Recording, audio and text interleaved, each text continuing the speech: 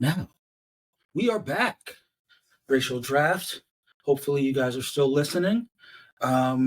We're taking us home in the season 7 racial draft, the final 2 rounds of said draft. A big part of the strategy I think, is a lot of characters getting drafted over in this season from their respective dynasty rosters.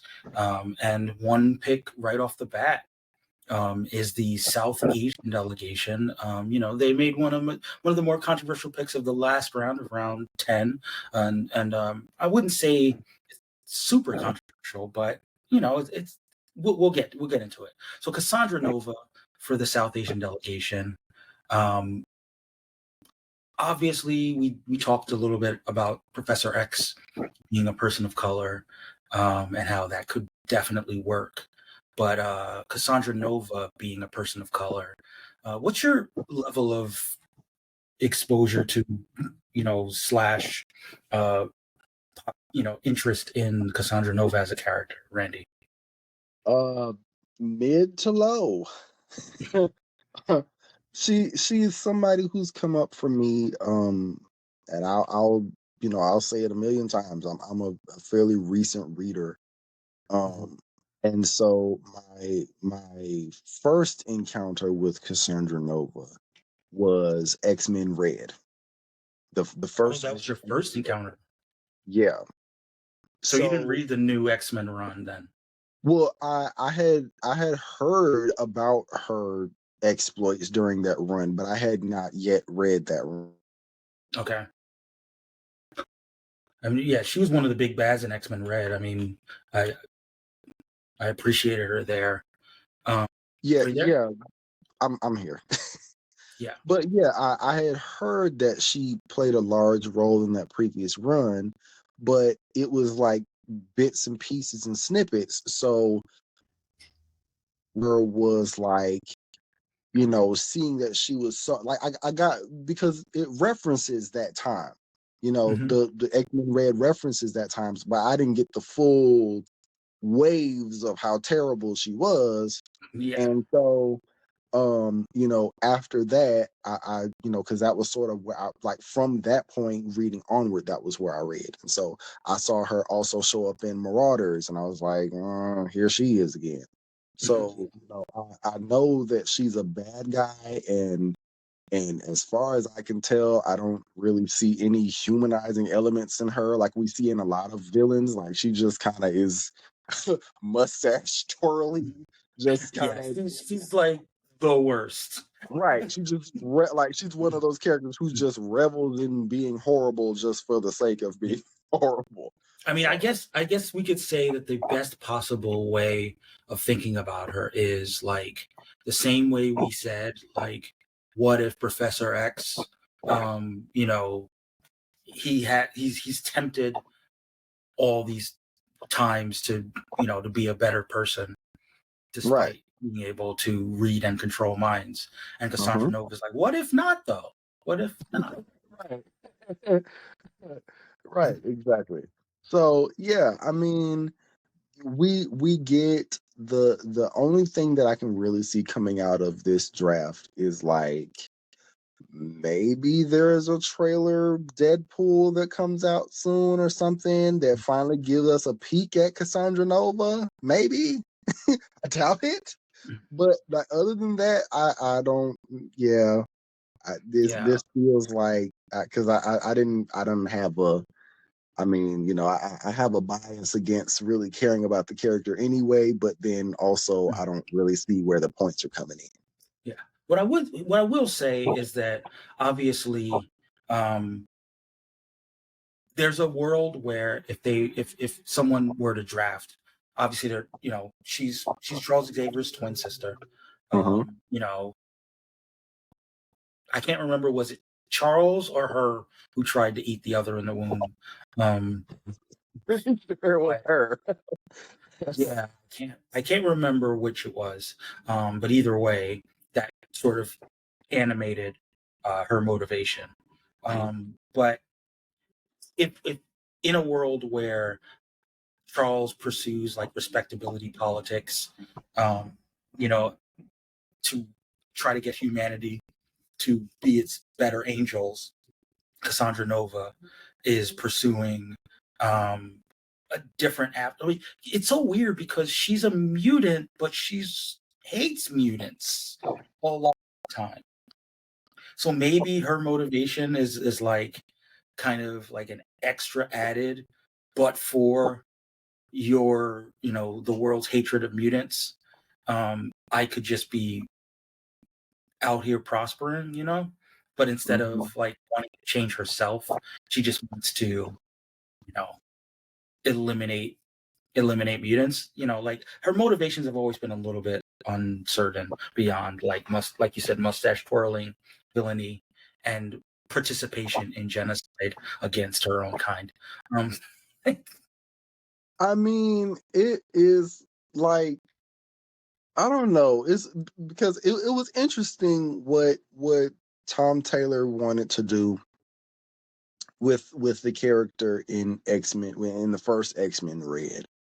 mhm, Um she sort of like used telepathy to weaponize people's sort of innate instincts, their sort of baser instincts, and like spread rumors and lies and whatnot. And like it was very much sort of, Tom Taylor kind of making his commentary about the prevalence of fake news in our era. Like it was right. very much that.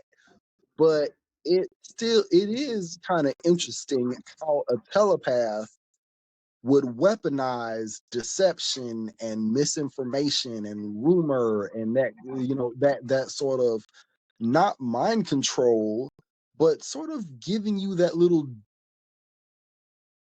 direction, right? Like Mhm, not just, oh, I am taking possession of the president, making him, give me the nuclear football or whatever. Like it's just a little suggestion, just a little hint to kind of move things in the direction you want them to go in.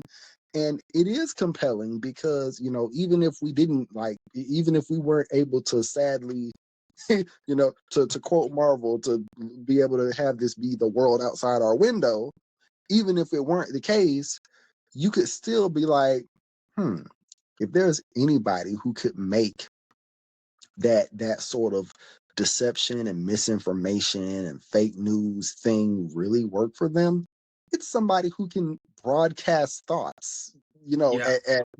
of their own core. So that it worked really well. Yeah. No, I hear that. I mean, I do think there's a lot of potential for the character, but I think that the character does need to be fleshed out a little bit more because even when she was in the Marauders book, she was Yeah. very much like, "Ooh, I get to just Right. get up to just some mischief." Like Exactly. she just like seems like likes to do evil. Right. It So was it was still very much mustache twirly. We didn't yeah. get we got like, even though it was like, I think it was like Jean Grey gave her Mhm. empathy or something like that, and she still was kind of doing these horrible things, and it was like, oh well, it's because now I can feel empathy, that it has a Actually, you new know kind of what? flavor to it now. Actually, You know what? I just figured it out. Like, imagine someone who actually gets off in the evil thoughts of someone else. Like that's her jam. Like, whereas like you look into someone's mind and you hear and you see their most awful things and you're appalled. Like she looks into people's minds and sees their awful thoughts and goes, "Ooh, nice." right. And she's So, like, so, so now we have to introduce a kink level to it now. yeah, that's what I'm Instead of saying. Like her, like versions are her kink. So well, like other people are looking into their thoughts and being horrified, and she's been doing that for her whole life, just looking into people's. she's that one meme of like the person in the window, he's labeled like sickos. He's like, yes, yes.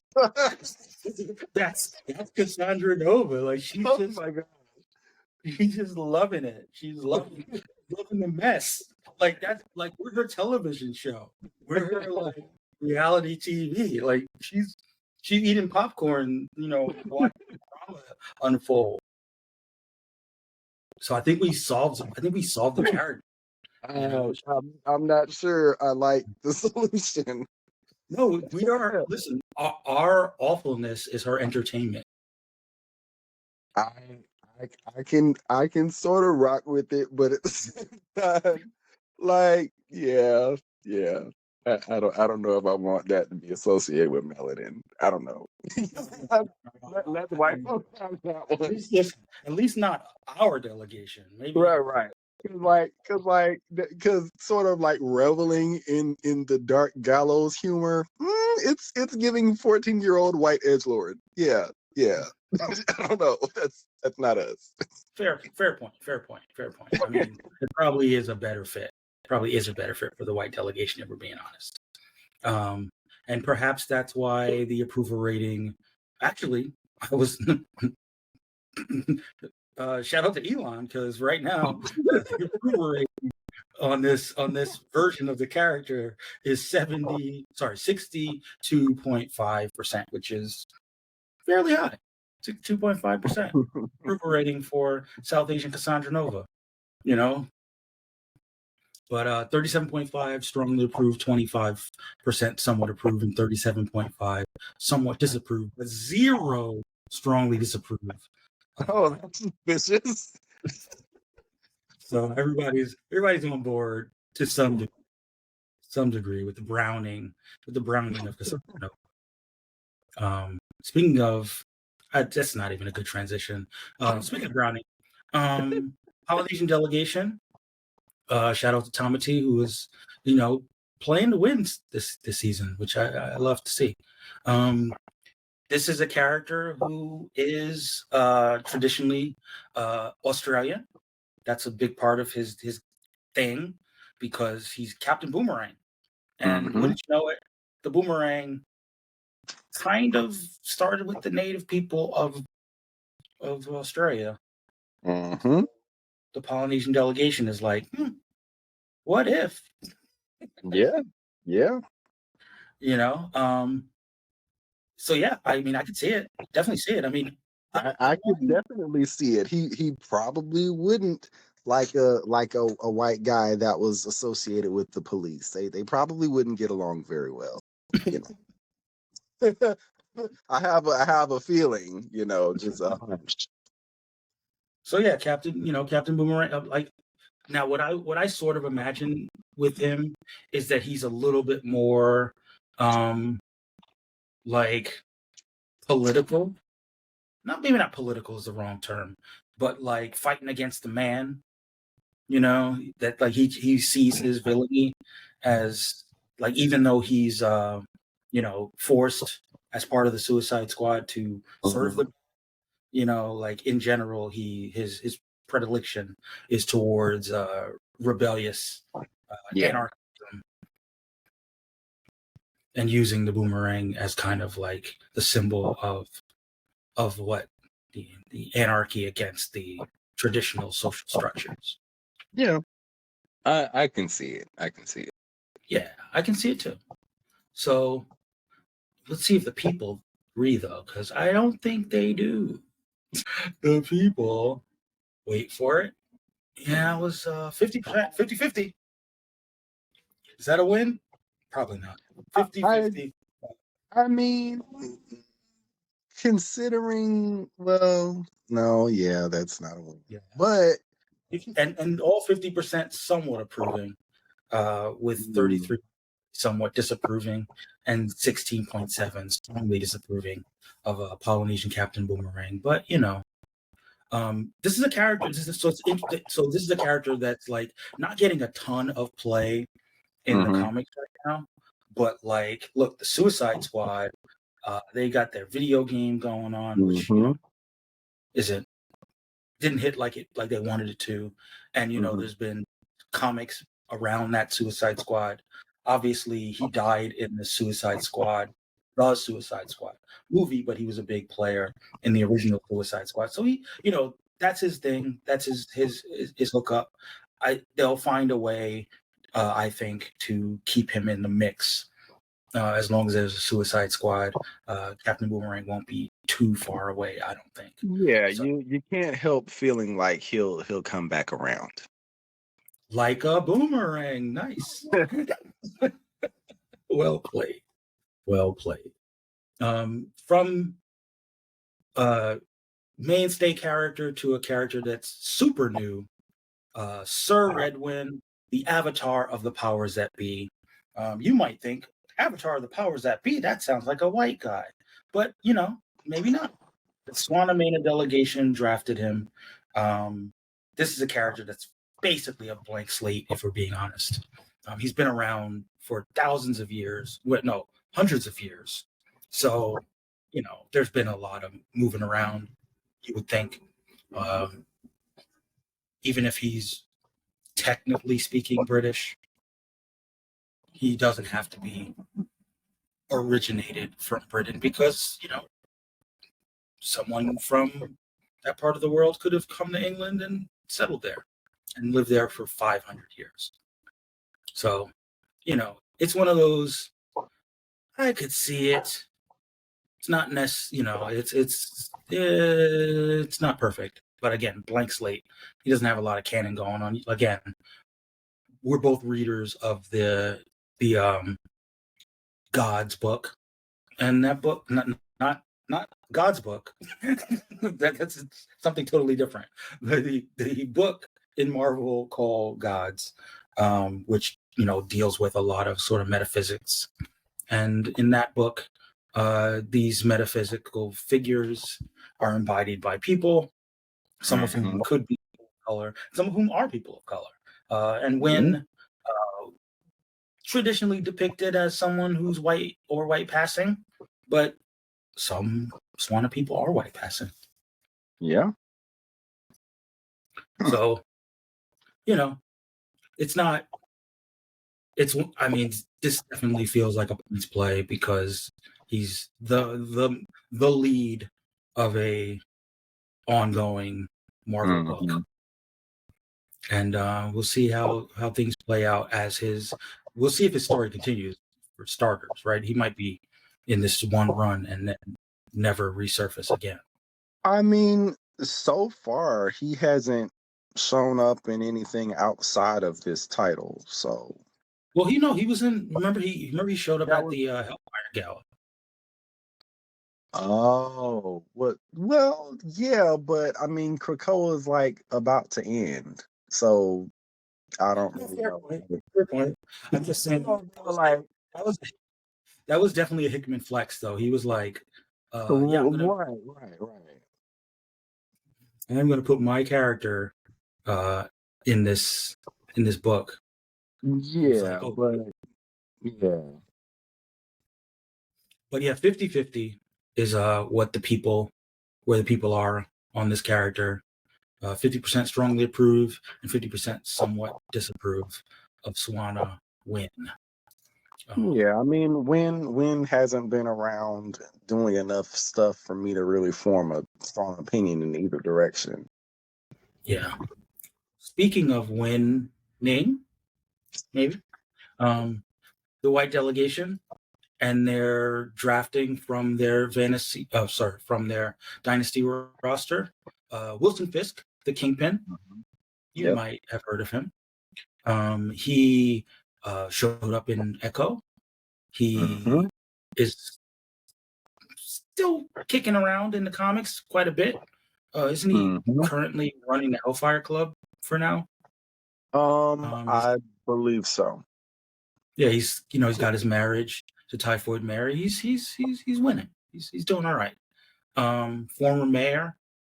I don't remember how his run ended. Obviously, it didn't end with him in prison. But obviously, look, he's the Kingpin. You know him. He's going to stay around. He's going to play a major role in whatever happens next in the MCU.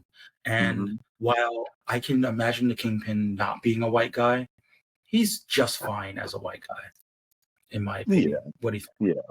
Yeah. I mean, you don't really have to make too strong of an argument in another direction. I feel like he is like suited as a white guy, and I can still actually like him as a white guy. It works. Yeah, I mean, one thing that bothered me, as much as I think that rest in peace, Michael Clark Duncan. Even though physically I thought he embodied the character very well, one of the big issues with the Kingpin character is that despite the fact that everybody knows he's a criminal, the charges never stick. I mean, now And that you that's think about it, really all. there's a bit of current news that kind of might feel a little bit relevant here.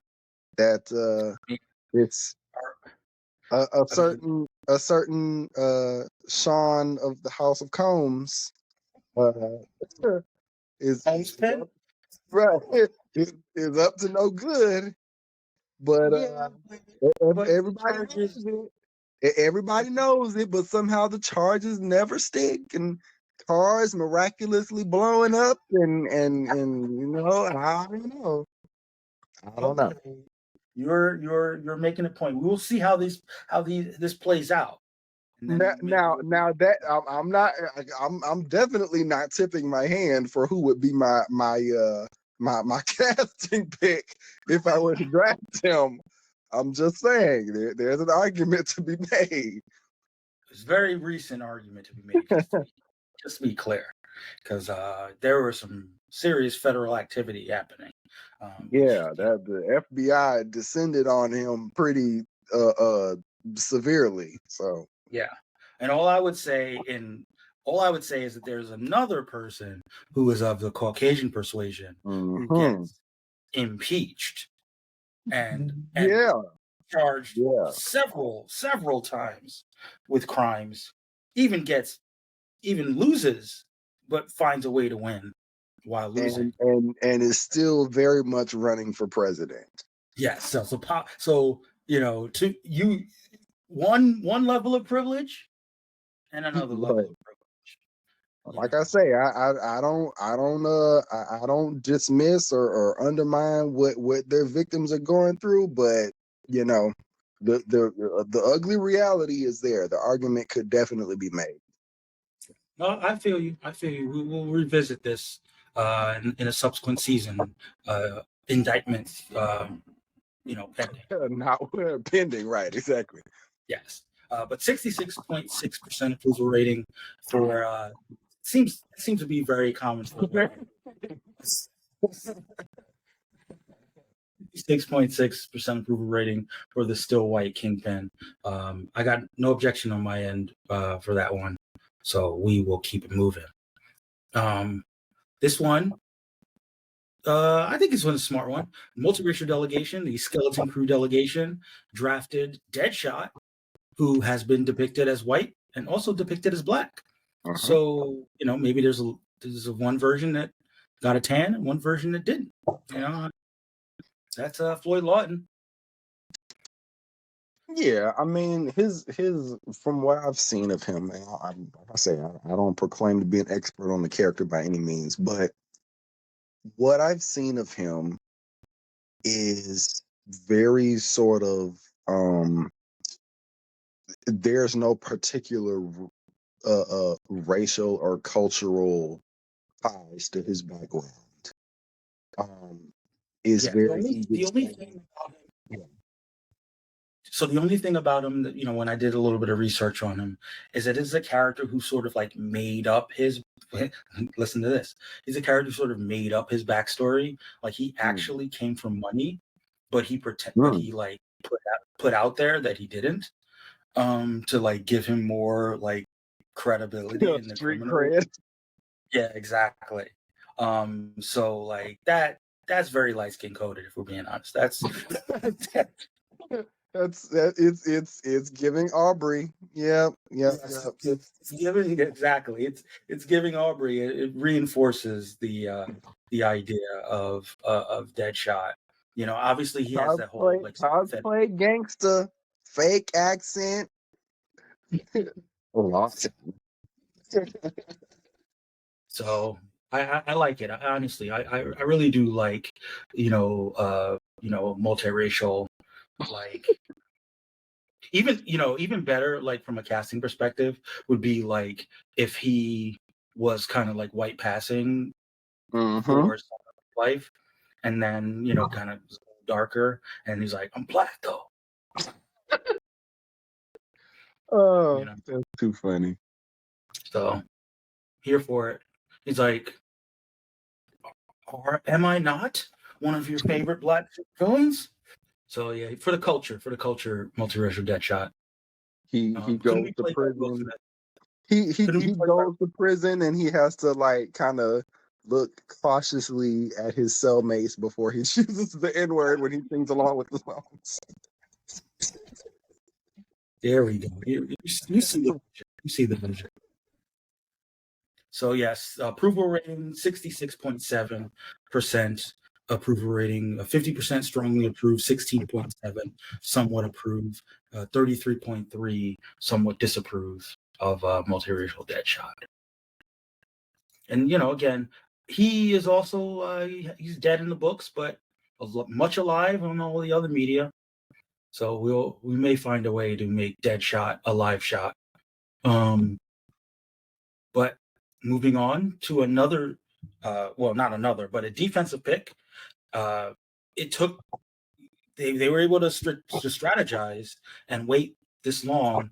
The East Southeast Asian delegation, with what I consider to be great value, Shang-Chi. Yep. There's not too much to be said. He gets to stay. Chinese. He's obviously he's not as prominent as he was when his movie was coming out, but he had a little mini Yeah, series. he had a Um, mini and he was part of the Thunderbolts title. oh yeah, I forgot about that. I mean, honestly, I kind of wish he was part of the Thunderbolts movie, for being honest. But he I think he is. I think he is. I don't think it's been I think confirmed. I mean, maybe it's rumored. I have to go back and see. I think he is, but like I say, development of that movie, I haven't really heard a whole lot about it. But I mean, see, now that I'm on the subject, let's see. Yeah, but yeah, I forgot he was part of the Thunderbolts book, even though I just recently finished it. But I mean, I like spy Shang-Chi more than I like just like street level vigilante Shang-Chi. Yeah. Um, so anytime you can sort of tie him in with the espionage world, I'm a fan. And since he's still got that 5 weapon society deal going on, Mm-hmm. and of course the 10 rings have given him quite a bit of a power up in terms of being Yeah. able to deal To with handle much bigger threats. Yeah. Yep. exactly. So, I mean, I think big things are still on the horizon for Shang-Chi, and I think that he's already, I'm not going to put you on the spot here, but in terms of like Asian Marvel characters, he's in the conversation for most prominent. Yeah. I mean, they're you know, it's him, it's Kamala Khan, and I mean, yeah, yeah. Silk is out there too. Mm-hmm. Maybe, I mean, Shang-Chi's probably ahead. Yeah. But yeah, so the East Southeast Asian delegation, 83.3% approval rating for Shang-Chi. That 16.7 is looking real suspect out there. Who's out? Who's disapproving? Is it just the Trumpers? Is that I think it's the folks who supported my drafting of Shang-Chi a couple of seasons ago. They're like, why didn't you bring him back? Like, okay, no, fine. I don't support Maybe that. next season. I've never supported Black Shang-Chi. No, even so. I mean, in the movie, he changed. He's like Sean. I'm like, okay, fine. Maybe I can go ahead and use him as Sean. Mm, Chinese Sean, just Chinese Sean. I mean, he's friends with Aquafina. I feel like that's as black as you can get. Um, so moving on from Shang-Chi to a character that's probably a little bit more controversial, I'd say. Hal Jordan, drafted out off of the dynasty roster for the Jewish delegation. Obviously, well, I won't say obviously. I don't think many people know that Hal Jordan is canonically Jewish. But No, you know, that's definitely not something that most people would know. yeah, I mean, I would say that a lot of people, he's just white privilege personified. You know, that Hmm. they say it's willpower, but maybe it's privilege, and maybe that's why he's I can mean, draw. like I feel that the perception, and maybe it's just projecting my own perception, but my first impression was that this mediocre white guy was just pushed as Green Lantern just because it's him, not because he's particularly interesting or particularly qualified, you know. But the story sort of gives the impression that he's like, oh, he's got such great willpower. And that would, that's me uninformed as somebody who has not actually read Green Lantern comics. Yeah, so I But, mean, you I come think along that later and see that. yeah, so I think that the time frame, and I don't remember exactly when Greenland was created, but I want to say the 1960s. I think that the time frame was that he was, he's a fighter pilot. Hmm. He's American. He's got a little bit of that like Maverick in him, right? Hmm. Um, and I think that he was probably modeled after like Captain Kirk from Star Trek. Hmm. This idea of like the American that doesn't quite play by the rules, even though he's out in space, where they have a particular way that they go about doing things.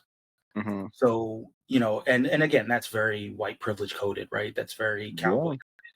Um, The rules from what apply to I everybody but me. Yeah. exactly, and I could see how his popularity ties into that. That it's you've got all these aliens, and then it's this one American white man, who's bringing his ego to the table, and and that's I guess why it makes sense that he would be not Jewish, just regular white.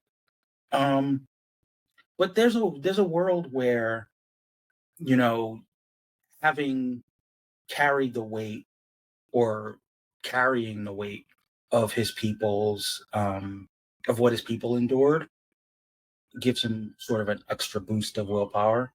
Um, Mhm. you know what I mean? That Yeah. it's not just about being a white man, you can't tell me nothing, but being a Jewish man, you can't tell me nothing.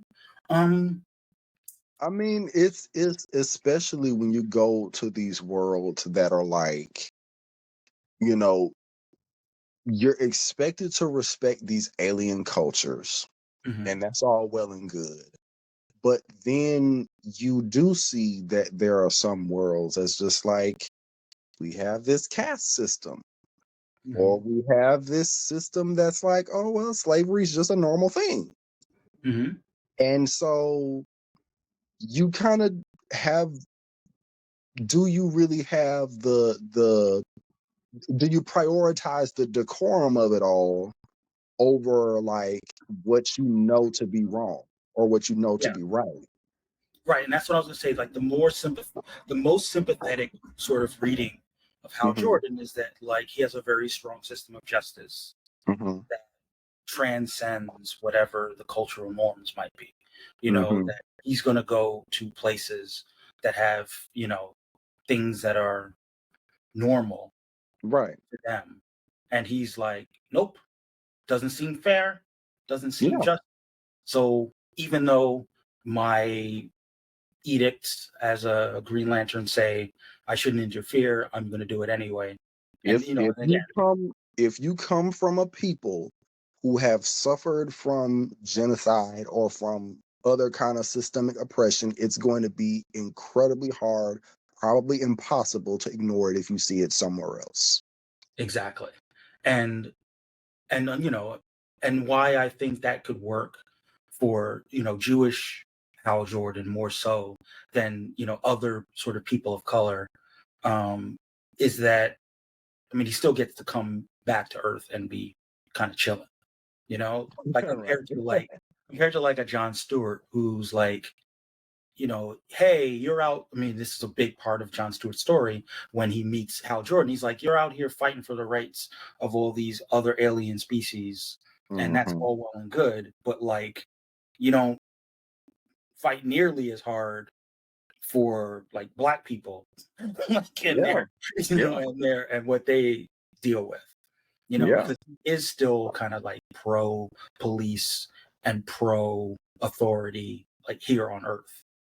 Um, so it's a tough dichotomy for him, but I think it's one that probably does work with Hmm. Hal Jordan more so than any of the other delegations.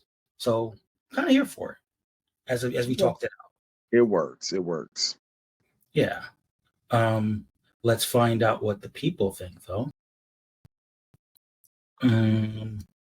Wait for it. Hmm. 50%. So it's 50-50. 50-50 here. 50 all, 50 strongly approved, 30 somewhat disapprove, and 20 strongly disapprove. But I get it. I mean, I get it. This is Hal Jordan, one of the more controversial. Well, yeah, but it's also Twitter, so like anti-Semitic. Like, yeah, it's Yeah, yeah. yeah, yeah, yeah. But I was also going to say, like, I mean, that's a lot of power putting the hand. Right. I mean, yeah, yeah, I can get but like I've had too many conversations, um, or arguments on Twitter that are like, well, uh, does he have to be Jewish? And they're like, bruh, it's Magneto. Yes, he has to be Jewish, right? Like that. Right. Yes, you know. So even for a character that is very has his Jewishness very deeply ingrained, people will still argue you into the ground. Like, actually, I think Henry Cavill would be great for the role. So, so like, yeah, Okay. You, I'm you, you surprised. do. Yeah, you make a fair point. You make a fair point. There's probably a lot of people out there, Elon included, that are like, yeah, Hal, just let Hal be white man. So moving from, yeah, I got nothing here. Black delegation, Amanda Waller, staying black. Yes, absolutely. Amanda Waller is she is very much the black woman who has worked very hard to get into her position. She is valued for her mind, and as much as she wanted to try to like help with society, she very much ended up becoming in her own human way, like as opposed to a mutant or what have you. She very much became the villain that she was trying to sort of protect again. Like she's like she has to she resorts to these villainous means, and yes, the means is like, I want to protect, I want to keep us safe, I want to make sure that we have. We're losing you. Hopefully you come back. You're making a good point. Man, I was on a riff. I know Okay. you had a run going. But basically, Amanda Waller is a person who we have her in this protective kind of role. That's sort of her whole thing. Like, she wants to try to make sure that people are safe, and from whatever threat. And it's very similar to the Batman mindset, right? Prepare for everything, have contingency and prep time and blah blah blah. But she takes it to such an extreme that you even Batman, in all his paranoia, and all of his sort of like the starkness of his ability to make tough choices, he's like, no, you're going too far. Yeah. But here's why, like, this is a spin on the character that I Hmm. think actually really strongly works, because at the end of the day, Batman is still a white man, Yes. you know, Yeah. and his relationship to looking at these superheroes, these metahumans, and all these powerful beings, and like what they could mean for him. Hmm. He still has the fallback position that he's a billionaire white man, Yep. whereas Amanda Waller looks around at this world of superheroes where like 99.9% of them are white people, you know, and she's like, yeah, I don't really trust that. Like I really don't. I don't think Right. That's, like I mean, yeah. maybe if there were more superheroes who looked like us, I'd feel a little bit better about it. But all I see is a bunch of white And powered people. and on top of that, one of the smartest people in the world, also one of the most dangerous, is Lex Luthor. Mhm. So yeah, I mean, I get it. I feel like, but like it's sort of, you have the idea of like the black person who is like on the side of the police, like they think that the best way to sort of ensure safety is, I have to be inside the system, I have to be inside Yeah. the government in order for me to be the most effective that I can be. Or And was going to it may I was not. going to say, taking it a Yeah. step further, that like I need to be there, because if Yeah. I'm not there, if it's not me, Hmm.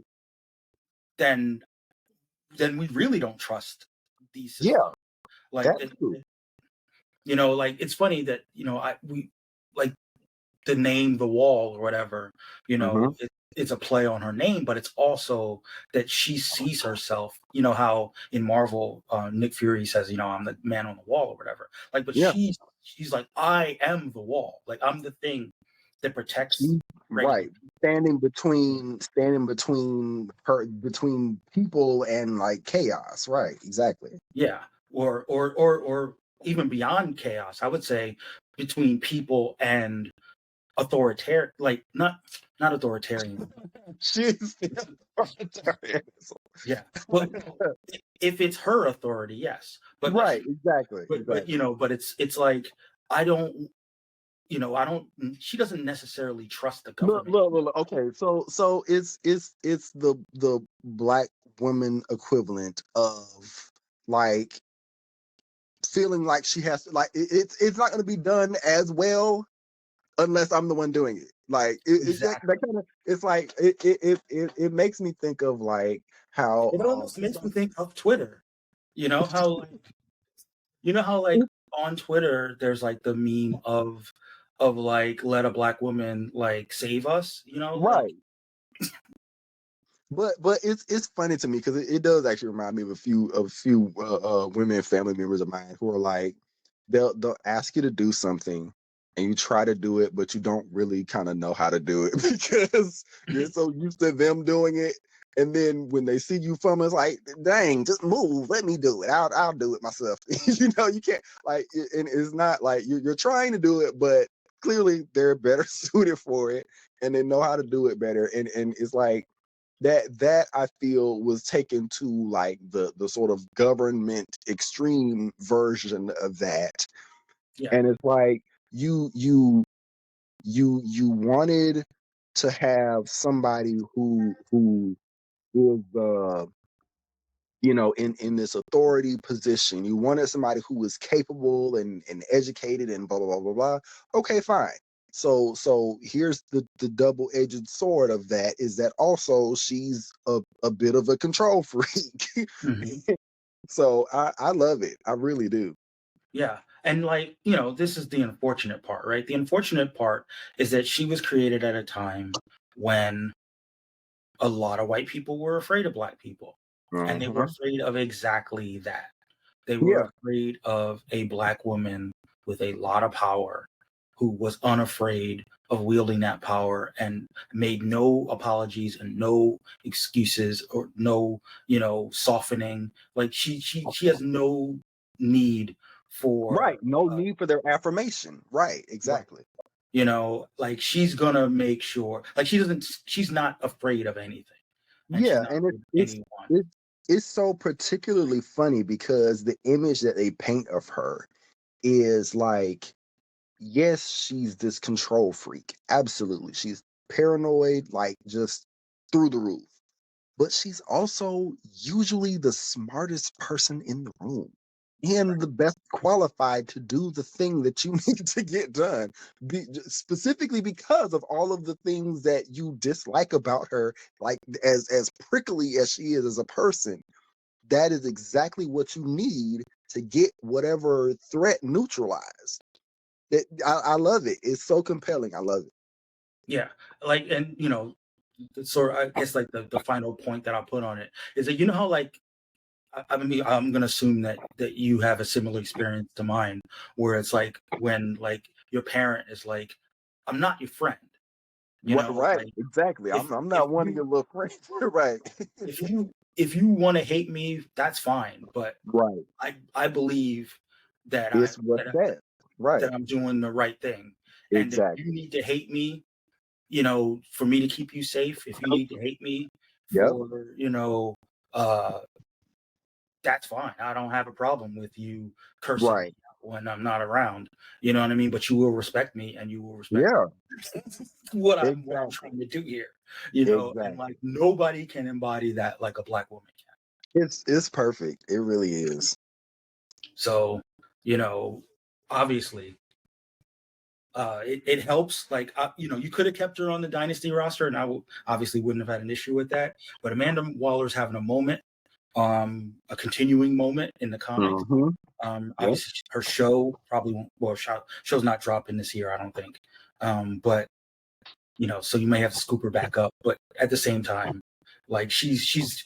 We were talking about the Suicide Squad. Like she's all over that video game, just handling her business. Um, she's having a moment in the comics. I think she's like basically taking over the world, basically more or less. Right. Yeah. Yeah. Yep. Her being anything other than black, and for that reason, 100% approval rating for Black Waller. Someone out there is somewhat approving, but most are strongly approving of still Black Amanda Waller. Yep. Moving on, this one's a little more controversial, but I you have to say it the way it's meant to be said. Bizarro, Latino Bizarro. Other than that, I'm not really sure how to make it work. Um, As how long as you does roll the R, it works. how does one make Bizarro Latino?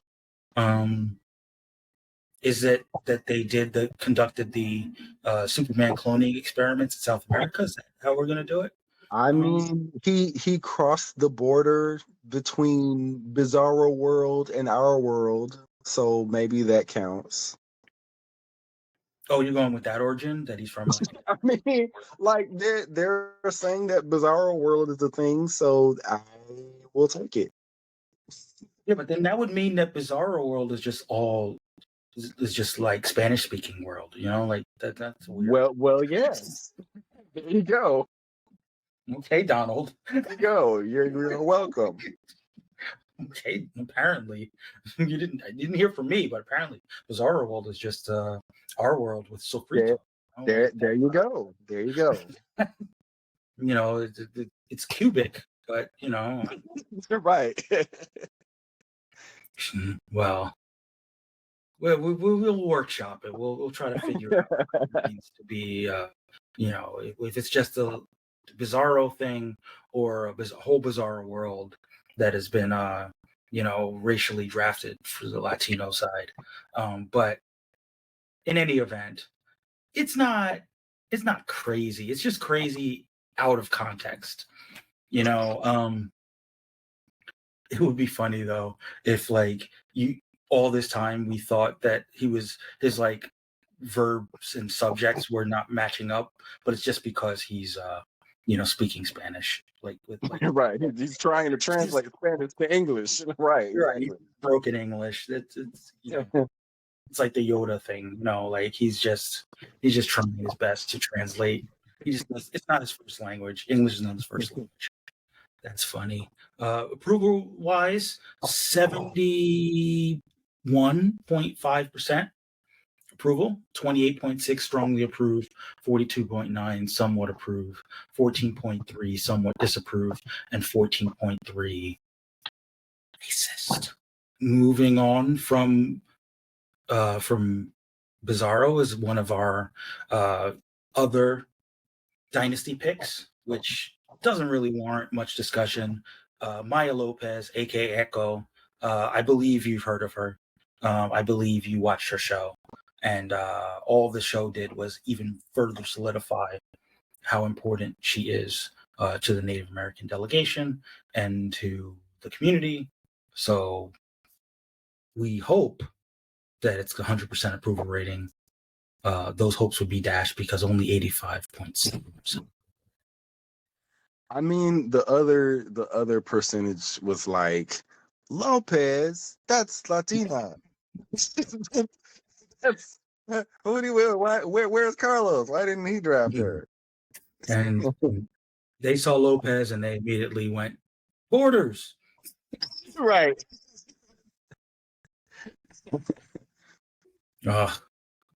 Moving on, we are now in the final round, the 12th round. A lot of dynasty picks here. Starting us off, Native American Mara. I would say that Native American Mara is probably like in the same avenue of Namor. Yeah. She's from Zebel, right? Mm-hmm. And Zebel is the more militant kingdom Yep. of Atlantis. I feel like Zebel can basically be what Talokan is, if we I really think about mean, they certainly have more like prominent characters with melanin. it. Mm-hmm. Yeah. Exactly. So, yeah, I'm here for it. I'm here for any kind of woman of color for Mara, but Native American Mara, sure, I can rock with it. Moving on. Oh, sorry. The approval? 50-50. No, worse than 50-50. I apologize. Worse. 33% approval rating for Native American Mara. 16.7 strongly approved, 16.7 somewhat approved, 50% somewhat disapproved, and 16.7 strongly disapproved. So somebody Amber Heard fans. is Like that what it is? Is that what I'm it not. is? Yeah, Yeah, maybe. some of the people were like they specifically wanted Amber Heard, or some people were like they didn't like Amber Heard, and so any portrayal of Mira is just bad. Like Uh, I was thinking it might be the ginger side people, where they're like, with them too, right? Exactly. So they're like like that's red right, hair, not exactly. red skin. A lot working against her on that one. Yeah, fair point. That's true, merit. But yeah, fair point. Now here's one of the picks that I really like, and from the Latinx delegation, General Zod, Drew Zod, uh, Latino. It's just something about Zod that seems like very like generalissimo coded. when Very. when he when he makes his next conquest, whenever he wins, he defeats the enemy, he laser visions a Z like Zorro. That's it works. It works. Nice, nice. I mean, I'm just saying he's very South American dictator coded. Like you can Yes, totally, yes. he's got the aesthetic for it. Like Facial he's hair on point. Exactly. yeah, yeah. I was gonna say that exactly. So yeah, I'm here for Zod or Thod. Depending on whether you're Castilian or not. You know, um, but sadly, approval rating very low, 40%. Oh, they Approval. All 40 strongly approve, 40 somewhat disapprove, and 20 strongly disapprove. that strikes me as just the fear of the Latino Zod. It's like, All that machismo, like they just that's hateration. I don't like that. speaking of hateration, uh, the Jewish delegation, they also drafted off of their dynasty roster Lois Lane, Hmm. who, I would say not not Jewish coded per se, but not Jewish coded. Um, Like, I mean, but like there's already the sort of like this ongoing trope of like Jewish people in the media. So I mean, why not? Why yeah, but not? here's the thing: she's in the media, but she's not like running the Daily Planet. You know what I No, mean? I know that. Well, I mean, she's kind of running it now. She's Oh, the oh, like good the point. Good point. Good point. she's like like the head person. Like she's but I mean, not that you want to lean into those negative tropes anyway. But I mean, if you wanted to take that and play with that and put it in and spin it in a positive context, who better to do that with? Like Yeah. it works. I think it works too. I mean, look, Rachel Brosnahan, who is playing her in, she's not Jewish herself. In Mhm. Superman Legacy, she's not Jewish herself, but she's played Jewish characters before. Hmm. Um, you know, the talented Mrs. Maisel, or the more sorry, marvelous Mrs. Maisel. There we go. Um, so I mean, I can definitely see it, but the people, they don't see it. 42.9% approval rating for Jewish Lois Lane. Um, all 42.9 strongly approve, but 42.9 somewhat disapprove, and 14.3 strongly disapproving of Jewish Lois Lane. Who knew? Who knew that there were 14, you say? Like 14? the 14 words? Oh, I see. Oh, yeah. Interesting. Huh. Okay. Ooh. Moving on from Lois Lane to more alliteration in Otto Octavius, aka Doc Ock, and he's also being drafted out of the dynasty roster by the East Southeast Asian delegation. I And see. I gotta be honest, I know that he's traditionally been depicted as a white man, but I could totally see East Asian Dhaka. Well, specifically the guy that they chose for the visual reference. Yeah. Yeah. Why am I forgetting his name? Um, Masaoka, I think it is. Because he played no, no, no. they They chose chose Matsuoka at last season. last season, yeah. But no, Uh they chose for this one. They give me a second. Do do do. hmm. Oh man, I'm drawing a blank. I'm seeing his face, but I'm forgetting his name. BD Wong. Yes. Oh, right. Yeah, that works too. Exactly. That works. That works. Yeah, for sure. I mean, I think that BD Wong is a little bit more charming than traditionally Right. Dr. Octopus is. Exactly.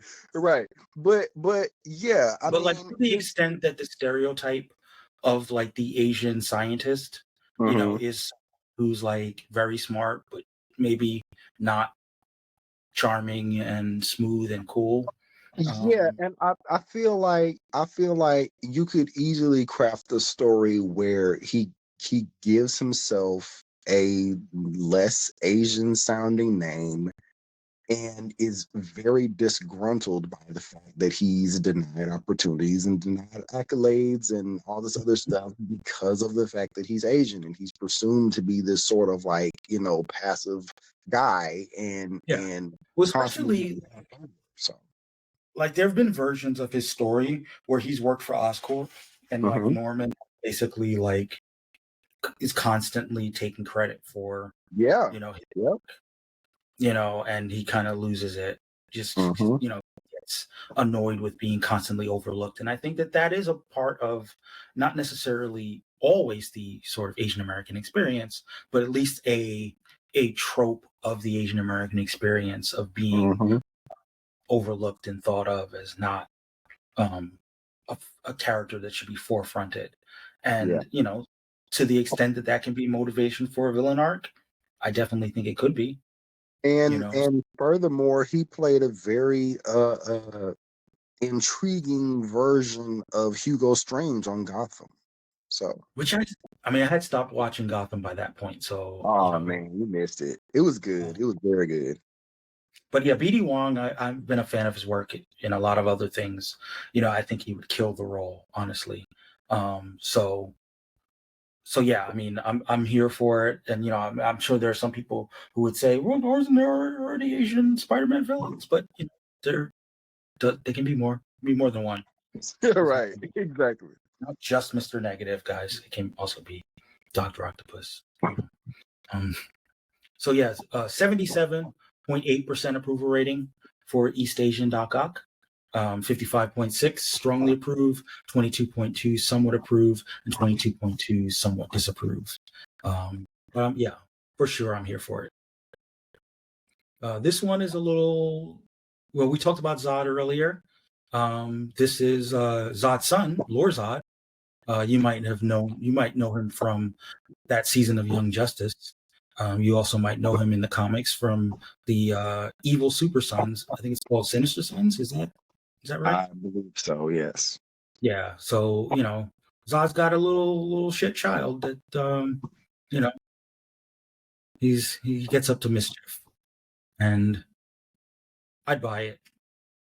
I buy his little multiracial boy. He's just hyped up, waiting for his opportunity to show his dad that he can he's got something to prove. Let's be honest. A lot of light skinned people don't. But yeah, in Young Justice, he was black. Well, no, he was multiracial in Young Justice. He was black multiracial, but he was still multiracial. Because his mother was at least white presenting, if not white herself. And of course, he had the haircut, which we all know and love. That infamous haircut. But yeah, Lord Zod, multiracial. Obviously, I could see it. There's not a lot to his character, like, because he was a character from years ago, and then they kind of rebooted the character as an alternative to Jonathan Kent, I think. So we'll see how it plays out, whether he gets aged up like Jonathan Kent did, and he becomes a rival to him. Would you like to see that, or do you like him as a kid? I mean, I will admit that I have not actually seen a whole lot with Lord Zod in it. He's one who just two ships passing in the night. I've not crossed him, but what other people mention of him, I would be intrigued if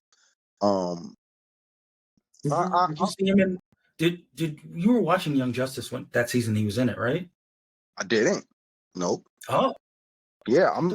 First, I'm behind on Young Justice. I'm behind on a lot of shows, but I've heard just sort of like there were a few complaints that people didn't really want to see him be like an evil mirror of John Kent, but I'm like, I don't know. John might actually benefit from it just because the current direction with his character, and I use the word direction loosely, is kind of like it's not really it isn't spicy. Like you would think on paper that it would be, but it's just not. So I feel like John would actually benefit from having somebody like that. Not just over in like the Super Sons, over in the main continuity.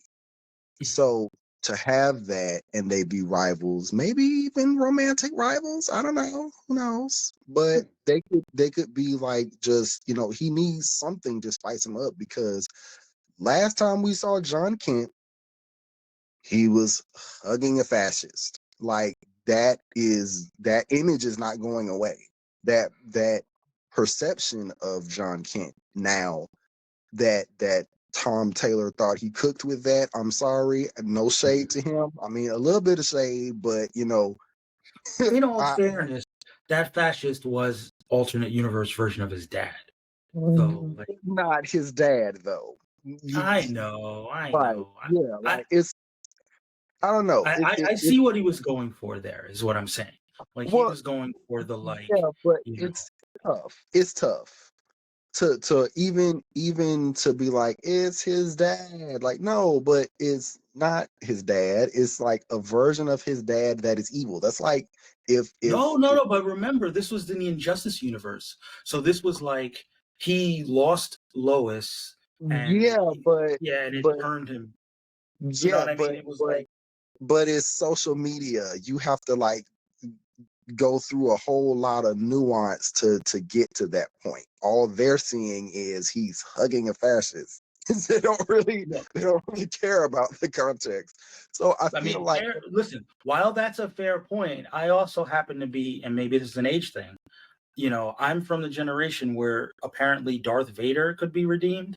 Despite Darth like Vader can only be redeemed because of the fact that he's cool. That's literally it. That's it. I hate to say it, but I feel like that's literally the only reason why people are like, maybe give him a chance. Because he has the cool force powers and whatnot, and he's an icon. He's an icon. But Superman, we just got done with Zack Snyder putting Superman through the meat grinder in terms mhm, of the PR perception. And so to now turn around and say that, and a lot of people now they're like, we get these complaints about like, oh, my uncle or my dad is so racist or whatever. Like we our political environment simply does not allow for that image to be received as he mhm. expected it to be received. It simply does not. I mean that is a fair point. I guess I was just looking at it purely in the realm of like this is a character that's supposed to be a bit of a tragic character because he Well, experienced profound loss and it turned him evil. And this is like rather than bringing his lowest back and right. trying to get him, to the right side that way, having Mhm. his alternate universe son try to do it. Like it seems in keeping with it actually doesn't seem like a violation of what the character is, especially when you add in the fact that John had that like he was aged up, so he's supposed to be a little bit more naive about Right. things and a little bit more um idealistic. Yeah, I just feel like the fact of that image, specifically that image, but specifically that image compounded with the sort of lackluster, like a lot of people sort of complained about how his solo title, John King, Mhm, felt like just sort of this idealistic and sort of performative, empty thing mhm. that was like supposed to be a feel good white liberal, like, look, it's Superman, but like it didn't convey, it didn't really hit home like he thought it was going to. Yeah, no, And that part I can agree with. I mean, what, I think that what, Jonathan Kent, like the fact that they didn't really do the work with Jonathan Kent, mhm, like they, I can understand them not wanting to, like, I think it was a bad decision, but I can understand them saying, you know, we don't want him to have him be the kid Superboy. right, Um, we want to shoot him to the top of the list and make him like Superman. yeah. But in skipping those steps, you don't really fill the character in with enough Well, depth. I feel like the steps could have been filled in even with them having aged him up, but the execution just was not there. And as much as I wanted to root for the character, they sort of took a lot of turns that felt like shortcuts. It wasn't just the aging up. It was also sort of like he was also smarter about how he used his powers. He was also like you know, all of a sudden jumps into this relationship with Jay Nakamura. And also, like, it just felt like a whole lot that was not necessarily bad choices, but the pacing with which they happened. And there just was a lot going on. And it felt also like there was nothing going on. Well, Like there was I just also some think that was added part of the stuff. flaw. I also think part of the flaws of doing Future State. Hmm. We don't have to get into the whole big, DC, how the problems that they've created for themselves. But like Yeah, Future State was like, we don't actually want to commit to these being the status quo, but we want to right. give you a taste of what the status quo like You could be. you you want to have the plausible deniability in case it doesn't go over well.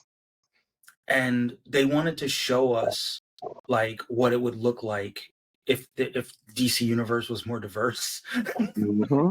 Yeah, And then they were yeah. like, but not for realsies, not for realsies. Just And not only if it was more diverse, but if the main slash only way in which it was diverse is if we got rid of the iconic characters and put brown people in their spot, as opposed to like elevating a Black Lightning or elevating a Vixen or have, who, whatever.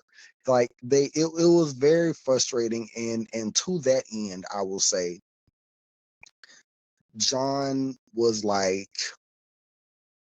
it felt like that prior to even getting hit by Future State. Like that was what it felt like. That's what his arc felt like. It felt like you wanted to try to get the points of, and I hate to say it, I really do. Like it leaves an ugly taste in my mouth to even say stuff like this, because I want to be able to root for a character that is first of all, just the character himself, but also rooting for the representation and all that other mhm. stuff. But it felt very hollow. It did. Yeah. And I felt But myself. Yeah, go ahead. but the thing is, like, I don't think it was hollow. I just think I think that the execution was a little clunky. You know, Yes. but I hope that they stick with it. And obviously he doesn't have a solo right now, but I hope that they sort of stick with it because in time, writers will get in there and they'll do the work Tom to flesh Taylor out ain't the going character. nowhere. Tom Taylor ain't going nowhere. I mean, I but can't, that's what I'm can't, saying. can't Like do I'm a fan of Tom Taylor in general. You know what I mean? Yes. He All has, right. Yes. yeah. So like, sometimes you put the cart before the horse.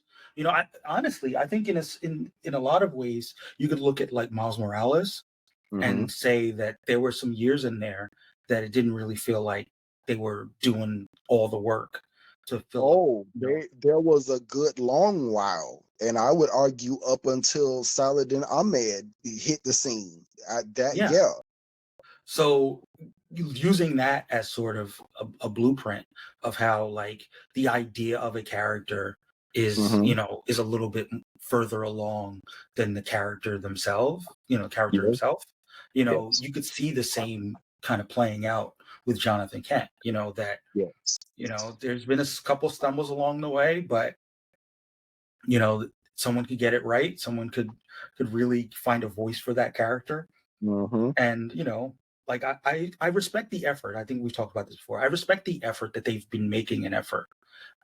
Even if I can say that they haven't been, their track record, their percentage isn't, a thousand. It's not 100%. Well, I will agree in that regard, because they definitely could have just dropped him like a hot potato. Because I've definitely been disappointed by how they've done some characters recently.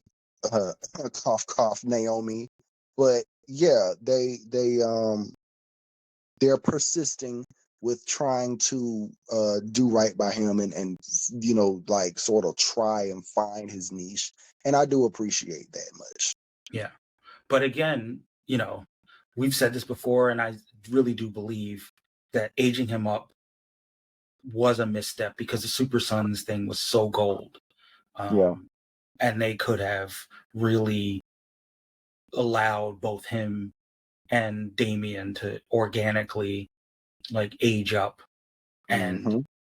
and work. And now they're sort of forced to kind of pull Damien to being older in order to match as much as they can, the energy of Jonathan, which, I think it'll be fine because Damien actually does have a lot going for him, plus he's part of the Bat family. Yeah. But going back to what we were talking about before with the Sinister Sons, I think that they'll probably have to age them up in order to create that rivalry with Jonathan Something and Damien. lasting anyway. If like, I mean, because if if they wanted to, they could be like, oh yeah, over in that universe. But if they want them to actually last, then yeah, they're gonna have to age them up too. Yeah. But, you know, let me know, like, when you do watch Young Justice, let us know or let me know, and I'll uh, you know relay that to the listeners what you Yeah. think about the character, because there's potential there. Zod is Zod. Like, I think he's pretty well solidified in what the character represents, and you're either in for it or you're not. But I think that Hmm. there's a little bit more wiggle room and a little bit more a blank slate when it comes to Lord Zod. Okay. To that end, 66.7% approval rating for multiracial Lorzad, all 66.7 strongly approving, and the 33.3 somewhat disapproving. Um,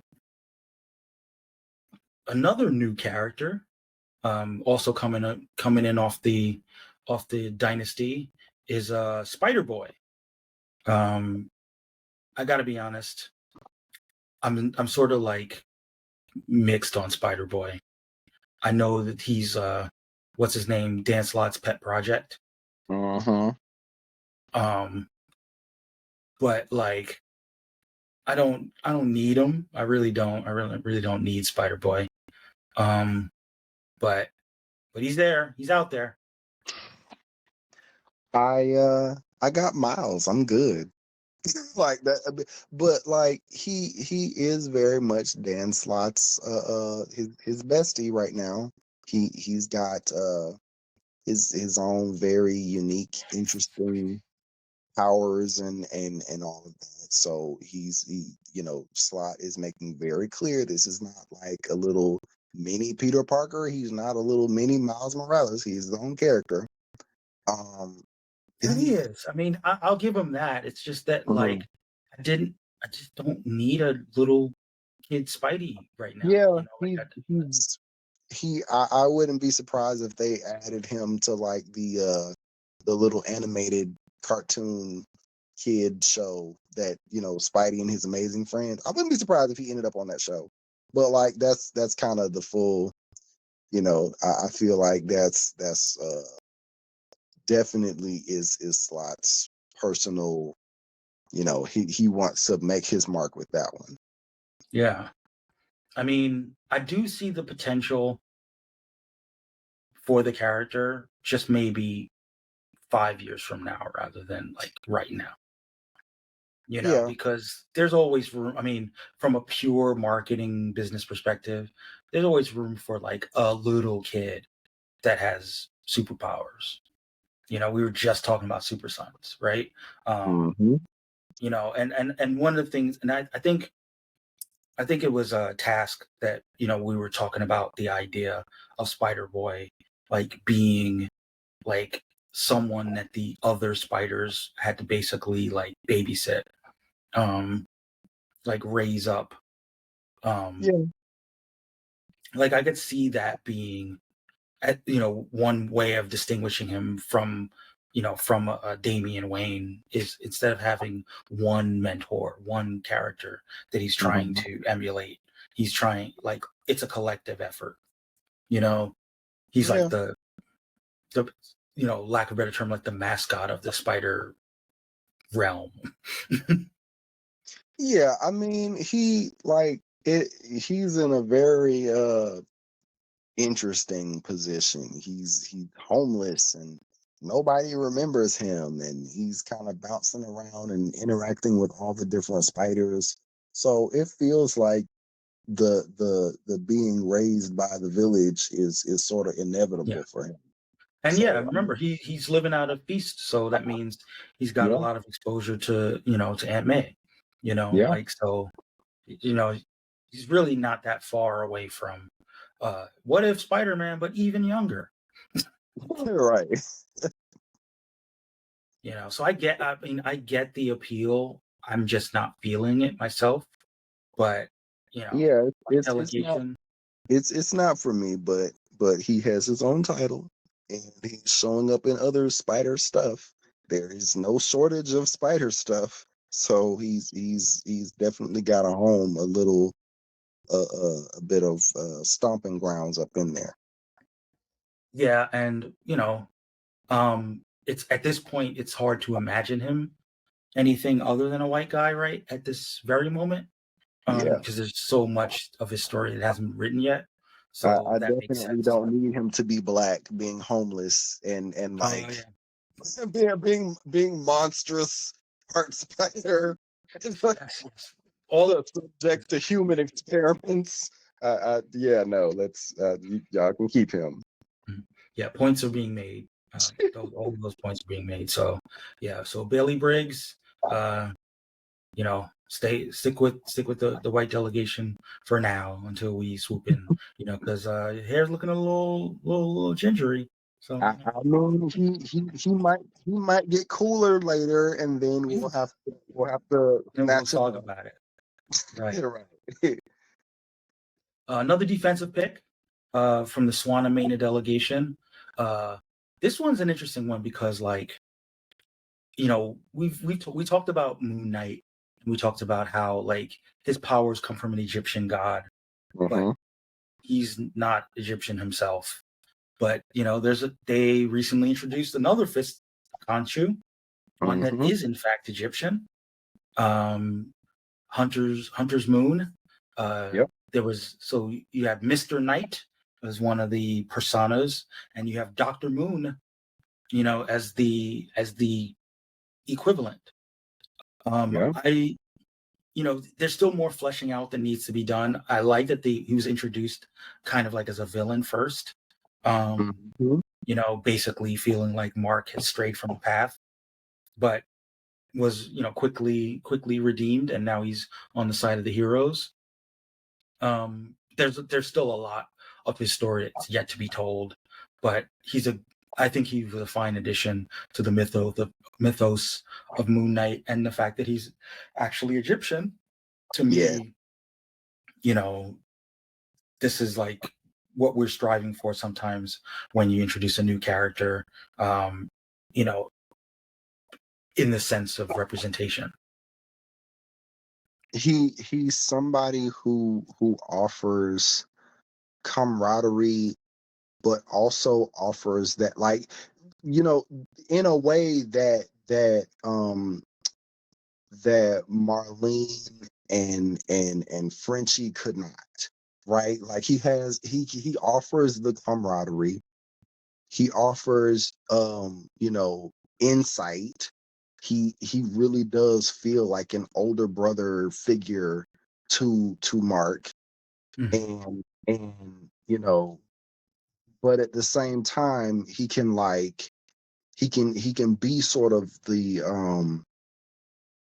I don't know, not just offering information and not just being like, okay, we're both fists of Khonshu, but also kind of like snap to your senses. Like he knows how to kind of be that too, and sort Mhm. of like give him the talking to that somebody else who is not a fist of Khonshu or who is not a superhero couldn't really offer to him, that he couldn't really get him to listen. Like you have somebody who is really, really, really kind of in your same predicament, or a very similar predicament, and they're handling it differently.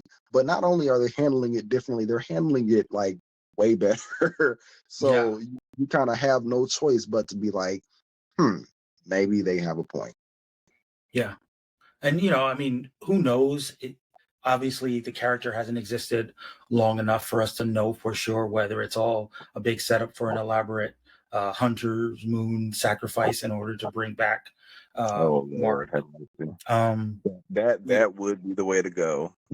I mean, we hope that that's not where we're headed, but mm, like we said earlier in the show, Mark is still dead, and to bring back Moon Knight by sacrificing Hunter's Moon wouldn't be out of character for Marvel.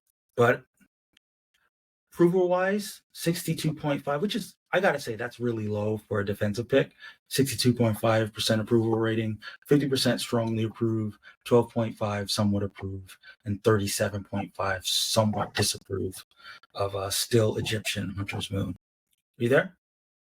I'm sort of gobsmacked. Like, what else would he be? I I mean, don't know. I that's don't know what that. Yeah, that was a tough one. This one's definitely tough, and again, coming in off the Dynasty roster, Polynesian delegation. This guy's having a moment. He's been popping up a lot in the comics, and that's the Vision. mhm, Not the he doesn't have a solo, but he's in the Avengers. He's in yeah. several Avengers books, and he's doing his thing. Probably, yeah, we're still a ways away from Vision Quest. Who knows when that's gonna drop? But Yep, that's gonna drop. it's hard. He's a synthezoid, so it's hard to say like, can a synthezoid have a race? Can a synthezoid? No, not really. But and haven't quite adequately discussed with Tamati like how to imbue the Vision with an ethnicity. So Well, I feel like the way that you would accomplish that is probably, I mean, since the main drafting part is done, probably the dynasty draft, maybe. Because if you get um trying to think what his name is, Phineas Horton, maybe try to snatch up Wonder Man before I get him. no, Some you already have something no, like that. no, you have Wonder Man in your dynasty. Oh well, then yeah, Phineas Horton.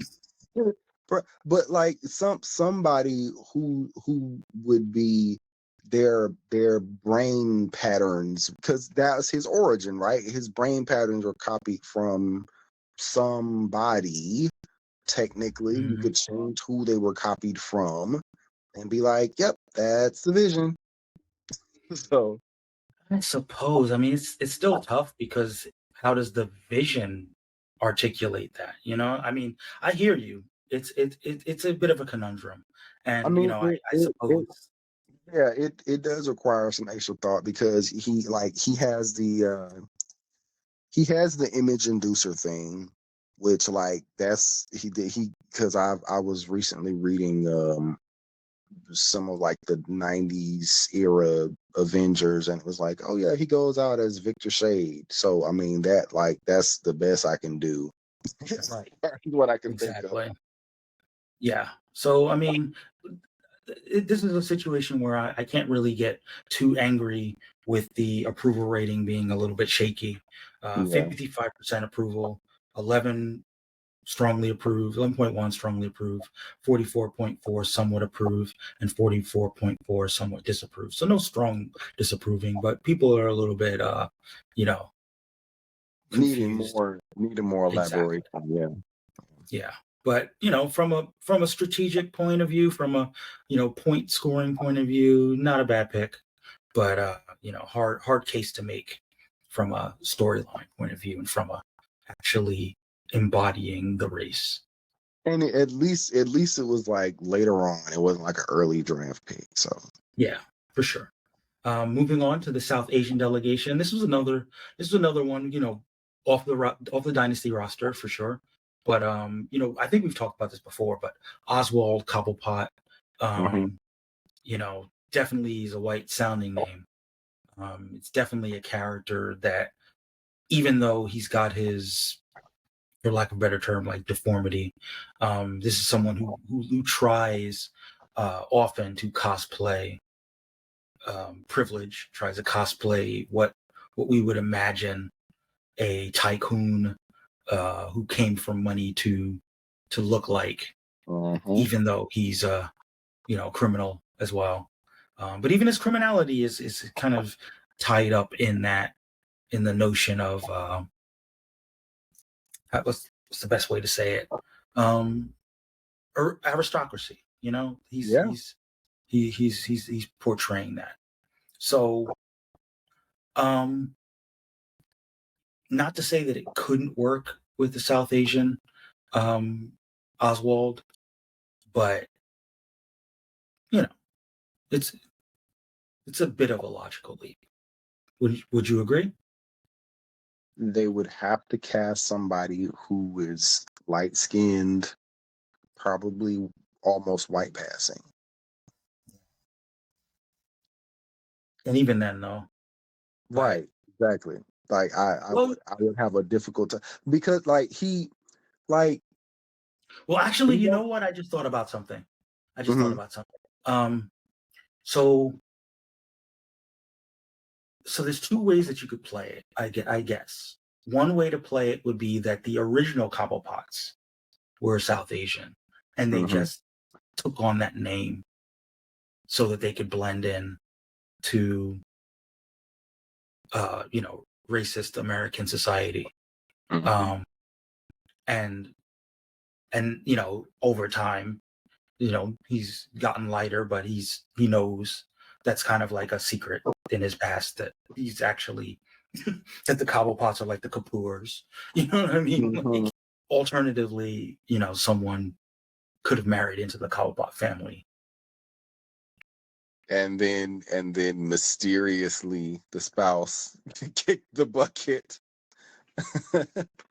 Well, if I you really want to get no, I was thinking if you really wanted to get dark, like if his mother was, brown, and then hmm like and then him being born looking like he does, like leads to his family basically disowning him mm, as like this product of not the right kind of genes, and now that's like the chip on his shoulder.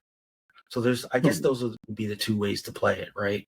That the Cobblepots are just like an anglicized way of blending into high Hmm. end. I think I like the first one more than the second one, but I'm intrigued. I feel like maybe it could be and I know adoption is like the little easy cop out, but I feel like maybe he could have been adopted and he like way goes over too far with trying to make himself look like he fits in, like bleaching his skin, straightening his hair, all this other kind of stuff. But like his ethnic features, you can't deny looking at him that he's clearly not white. But he tries his mhm. best to like sort of look white and try to portray himself as rich. So he like wears these gaudy things all the time that make him look so very like I feel like something like that he would very much put on airs all the time to try to remind you that I belong here. I am rich. I am, I belong to this wealthy family and I am so and so. Yeah. I mean, I could also see tying it back to what we were saying before, like if he was, born into the Cobblepot family, Hmm. and then just happens to have those features that the Yeah. rest of the family were trying to like, you know, ignore. You know what I mean? Yeah. Yeah. That they were like, oh, we thought we bred that out of us. Like Right. and like he's becomes like the abandoned child, and then Hmm. but then he comes back around, Yeah. inherits the pop fortune, and is like, I'm still going to, adhere to this. It requires a bit of thought, but I think it could work. It We wouldn't be my all this is to say we need a backstory, guys. South yeah, Asian yeah, delicacy. yeah. It Get in wouldn't be there. it wouldn't be my first thought, but I'm open to an explanation if it were offered. Yeah, for sure. For sure. I mean, yeah, it's not a complete, it doesn't on its face, it doesn't completely break the character, but it does raise some questions that I'd like to hear some, exposition to fill in. And that brings us to, oh, did I say the approval rating? I did not. Sorry. 72.8% approval rating, 45.5 strongly approved, 27.3% somewhat approved, and 27.3 somewhat disapproved.